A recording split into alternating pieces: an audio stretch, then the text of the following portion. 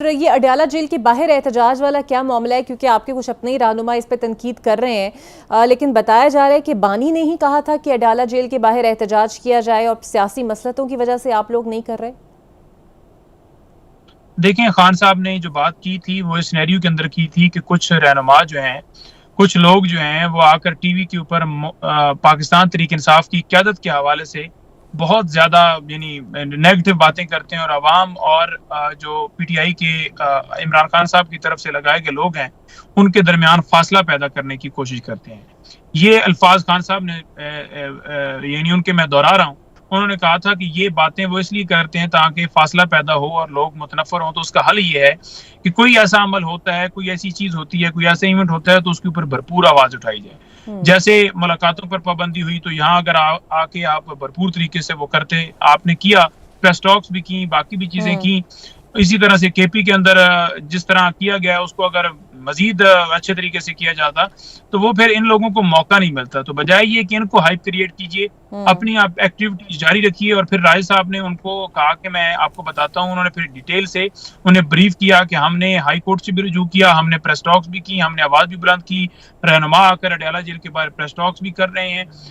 बाकी जो उनके साथ उन्होंने शेयर किया वो अलहदा में था, जो उन्होंने फिर खान साहब ने उसके ऊपर फाइनल डायरेक्शन तो उनको देनी थी, ना मुझे देनी थी, ना फैसल चौधरी को देनी थी, ना किसी और को देनी थी। क्योंकि जब अलहदा से बात हुई और वो सेक्रेटरी जनरल हैं तो उनको जो डायरेक्शन जाएगी वही डायरेक्शंस होंगी, वही उसके ऊपर ही अमल होगा।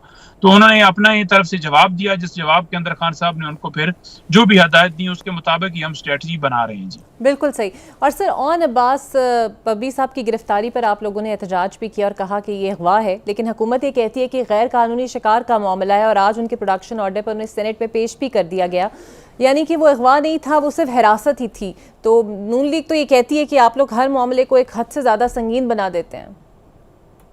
देखिए, बात यह है कि शिकार जो है ना वो नवाज शरीफ ने इस मुल्क को किया, शहबाज शरीफ ने किया, अब मरियम जो है वो कर रही है, शहबाज शरीफ भी साथ कर रहा है, पीपल्स पार्टी ने किया, जरदारी ने किया, इस मुल्क का खजाना लूटा, जिन्होंने बैंक बैलेंस बनाया, जिन्होंने जदादें बनाई, जिनके लंदन के अंदर अपार्टमेंट्स हैं, जिनकी दुबई लीज के अंदर नाम है, जिन्हें गंदम स्कैंडल्स के अंदर जिन्होंने अरबों रुपए हड़प किया, जो स्कीमों के नाम पर अभी भी करप्शन कर रहे हैं, जो ठेकों के नाम पर करप्शन जारी है। और अवाम जो है वो दिन ब दिन उनका जो है वो माशी तौर पर गरीब हो रहे हैं। अब आप ये अंदाजा लगाएं कि 2 साल के अंदर 2 करोड़ लोग गुर्बत की लकीर के नीचे आए हैं और इनके आप करें, इनकी जदादें चेक करें तो शिकार तो आप लोगों ने किया। आप तो आकर मसनद पर बैठे हैं, आप तो वोट चोरी करके मसनद पर बैठ गए, आप तो आइन को तोड़कर मसनद पर बैठ गए, आप तो पीका लॉ लेकर आए कि वो लोग बोले नहीं। आपने तो 26 तरमीम किया है कि अदालतें अपने मतहत की जाएं, नून लीग के पीपल्स पार्टी के जज लगाए जाएं। तो शिकार आप लोगों ने किया, उसने कोई शिकार नहीं किया।